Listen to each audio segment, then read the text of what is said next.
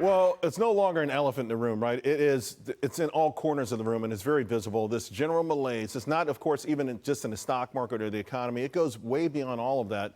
In fact, I received an email from a subscriber this morning, also a viewer of the show, says, Charles, do you think the recession is already baked in, to repeat a worn out phrase?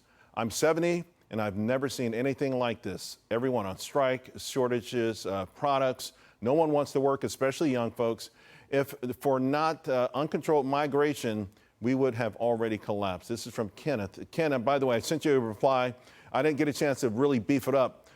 This is the reply I shared with Kim. I said, listen, obviously it's a great question.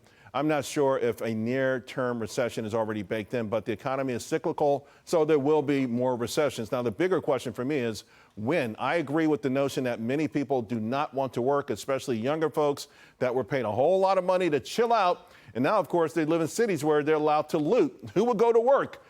Now, here's the thing. There have been far greater work stoppages. And Ken, in your lifetime. So not sure, though, about the line of the uncontrolled migration, if you're saying it helps or hurts. I didn't get a chance to add the data or charts to back up my initial thoughts, but I want you to take a look, for instance, at labor participation. It has been trending down for several decades.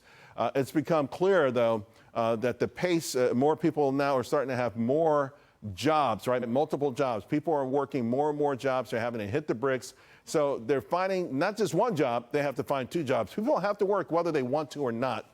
As for the stoppages at the current level, not even close to past numbers of workers. At the same time, Ken, you might be old enough to remember if you're 70, there was over 400,000 in 1974. Here's the thing. It's always associated with big spikes and inflation.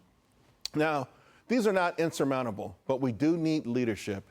And it doesn't seem like political opponents, are out there who are willing to do this, right? Congress is a mess. The White House is focused on an agenda that actually calls its opponents terrorists.